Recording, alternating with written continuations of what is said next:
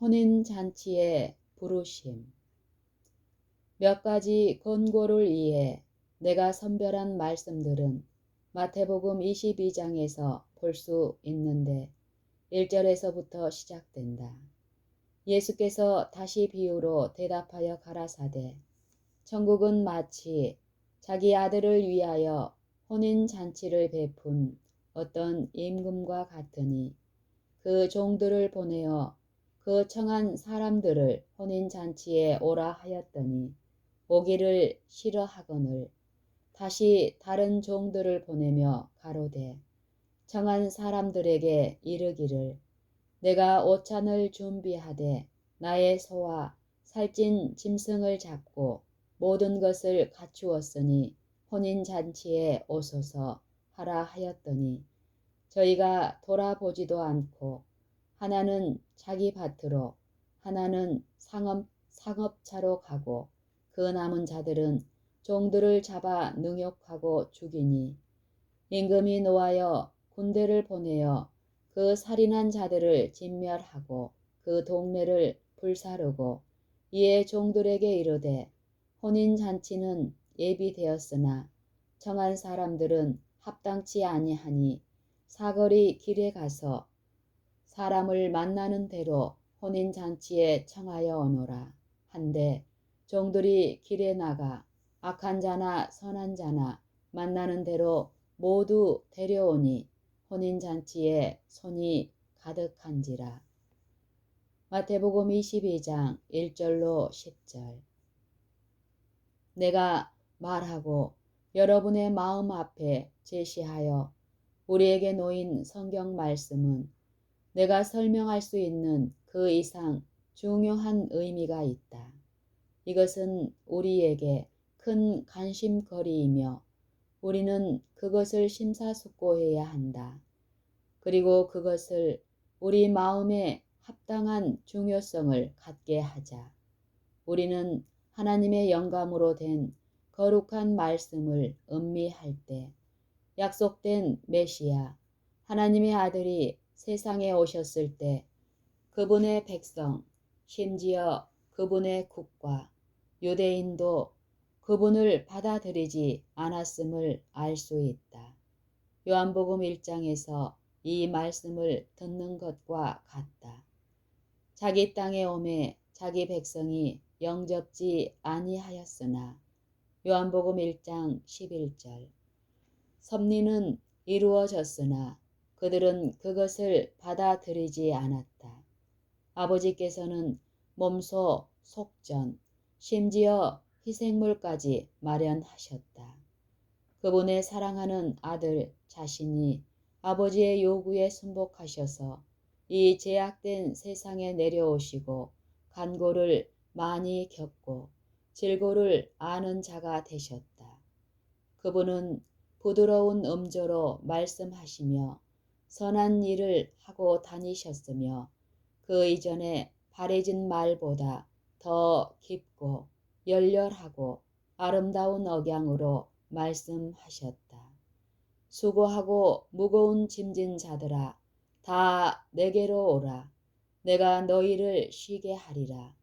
나는 마음이 온유하고 겸손하니 나의 멍에를 메고 내게 배우라. 그러면 너희 마음이 쉼을 얻으리니 이는 내 멍에는 쉽고 내 짐은 가벼움이니라. 그리고 그분은 우리에게 영혼의 쉼을 얻으리라는 것을 확신시키신다. 다시 다른 종들을 보내며 가로되 청한 사람들에게 이르기를 내가 오찬을 준비하되 나의 소와 살찐 짐승을 잡고 모든 것을 갖추었으니 혼인잔치에 오소서 하라 하였더니 저희가 돌아보지도 않고 하나는 자기 밭으로 하나는 자기 상업차로 가고. 큰 왕이 자기 아들의 결혼을 시키게 되었다. 그분은 수백 년간 종들을 보내어 말하게 하였다. 오라, 모든 것이 갖추어졌다. 그러나 얼마나 소수의 사람들이 이 초청에 귀를 기울였는가? 그들은 돌아보지도 않고 자기 길로 가서 수세기 동안 해온 것처럼 세상의 사업과 세상 쾌락을 찾았다. 그러나 그 왕은 자기 군대를 보내어 그 살인자들을 진멸하고 그 동네를 불사른다. 그리고 우리는 다니엘 9장 26절에서 이 말씀을 듣는다. 한 왕의 백성이 와서 그 성읍을 회파하려니와 그의 종말은 홍수의 엄몰됨 같을 것이며, 이에 종들에게 이르되 혼인잔치는 예비되었으나 청한 사람들은 합당치 아니하니 사거리 길에 가서 사람을 만나는 대로 혼인잔치에 청하여 오너라 한대. 누가복음 14장 16절에서 우리는 어떤 사람이 큰 잔치를 배설하고 많은 사람을 청한 것을 보게 된다. 그 청하였던 자들에게 종들이 가서 이렇게 말한다. 오소서, 모든 것이 준비되었나이다. 17절. 그러나 그들은 사양하였다. 왕국의 왕께서 자기 아들을 위해 결혼잔치를 베풀었다. 그는 종들을 보내어 청함을 받은 자들에게 말하게 했다. 결혼잔치에 오소서. 주 여호와께서는 그분의 종들을 보내어 듣는 모든 이들에게 말하게 하셨다. 오라, 어린 양의 큰 혼인잔치를 위해 준비하라. 그분은 곧 오셔서 신실한 모든 자들을 영접하여 그분이 준비하신 집에 드릴 것이며 그분이 차리신 잔치에 참여하도록 하실 것이다. 그분은 종들을 보내신다. 그리고 그분의 백성들에게 30여 년이 지나도록 종들을 보내고 계신다. 오소서, 혼인 예복을 입고 준비하소서. 그대 자신을 온유함과 겸손함과 진리로 옷 입으십시오. 그리고 그대 자신을 그리스도의 의로 감싸시오. 그래서 그분 앞에 나타날 수 있게 하시오. 그리고 내 아들의 결혼 때 내 옆에 앉을 사람들과 함께 손님 방으로 들어가십시오. 모든 사람들은 받아들여지기 위해 그리고 유구무원인 자로 발견되지 않도록 결혼 예복을 입어야 한다. 신랑이 결혼잔치에 들어올 때 준비될 수 있도록 의의 옷을 입은 것으로 발견되는 것이 우리에게 매우 중요하지 않은가? 청함을 받은 사람은 아무도 잔치를 맛볼 수 없다고 그분이 우리에게 말씀하지 않도록 우리가 주어진 초청에 주의를 기울이고 주인의 집에 들어갈 수 있도록 준비하여야 한다. 비유에서 청함을 받은 사람들은 그 초청에 주의를 기울이지 않았다. 그러나 지금 대다수가 그렇게 하듯이 이 세상의 쾌락을 즐기면서 그들은 계속 사양했다. 하나님의 종들은 그들에게 헛되고 덧없는 이 세상의 기만적인 장면에서 벗어나 결혼잔치를 위해 준비하자고 초청하고 탄원하지만 그들은 오지 않는다. 우리는 그들이 이렇게 말하는 것을 듣는다. 여기에는 위험이 없다. 내일은 오늘과 같이 그리고 더 풍요하게 올 것이다. 방해를 받을 필요가 없다. 우리는 세상의 이익을 잃어버리고 가난해지고 부족함을 고통당하지 않기 위해 농장에도 가야 하고 상업도 해야 하며 이 생의 일을 돌봐야 한다. 그들은 작은 참새를 먹이고 들판에 백합을 옷 입히시며 겸손하고 신뢰하는 영혼을 살피시며 그분의 뜻을 행하기 위해 준비된 모든 이들을 지도하고 이끄시며 필요한 모든 것을 사랑하는 자녀들에게 베푸시는 그분을 잊었다. 인내와 불굴의 정신으로 승리하는 자들 모두에게 그분은 영원히 시들지 않는 영광의 면류관과 의의 옷과 우리 하나님의 아름다운 도성에 들어갈 수 있는 권리를 주셨다. 이 동일한 왕께서 그분의 종들을 오늘날 보내신다. 그분은 오라 모든 것이 준비되었다고 하시며 그분의 손님들을 초청하신다. 결혼의 주인께서는 곧 오신다. 보라 그분이 문에 당도하셨다. 그분이 당신을 영접하는 것을 물리치고 당신이 그 결혼 잔치에 들어가지 못하게 되지 않도록 문을 여는 것을 지체하지 말라. 문을 열고 주님을 맞이하라. 그래서 그대가 그분을 사랑하는 모든 이들에게 준비된 영원한 안식과 결코 시들지 않는 영광의 집에 들어갈 수 있도록 하자. 보라, 내가 속히 오리니 내가 줄 상이 내게 있어 각 사람에게 그의 일한 대로 갚아주리라고 말씀하신 분이 오심을 위해 누가 준비할 것인가. 계시록 22장 12절. 만일 우리가 합당한 우리의 의무인 영적인 의무를 등한히 하고 하나님께 간합될 만한 영적인 제사를 드리는 것을 소홀히 한다면 우리는 이 생의 사소한 걱정에 휩쓸리게 된다. 심지어 우리가 그분의 관심과 보호, 그분의 신령한 도움을 위해 구하는 것을 하지 않으면 우리는 한 날의 즐거움을 잃게 된다.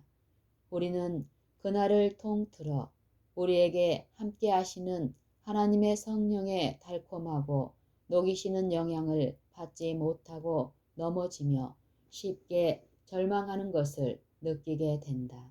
영혼의 대적은 우리를 이기고 종종 그렇게 하며 우리를 억압과 죄로 이끈다. 우리는 종종 마르다와 같이 많은 섬김으로 방해를 받기도 한다. 그러나 앉아서 예수님의 가르침을 들었던 마리아의 행동이 얼마나 더 칭찬받을 만한 것인가. 그분은 말씀하신다. 마르다야, 내가 많은 일로 염려하고 근심하나 마리아는 이 좋은 편을 택하였으니 빼앗기지 아니하리라. 누가복음 10장 41절로 42절. 이 헛되고 기만적인 세상의 일들이 얼마나 자주 우리와 영원한 관심 사이에 오는가. 일시적인 것들이 우리 마음 안에서 솟아나 영적인 것을 방해한다. 우리는 의의 원수에게 우리를 몰아가도록 허용하여 우리는 이 생의 사물에 관여하게 된다. 우리는 부족한 것으로 고통당하지 않기 위해 때때로 큰 의무들을 소홀히 한다.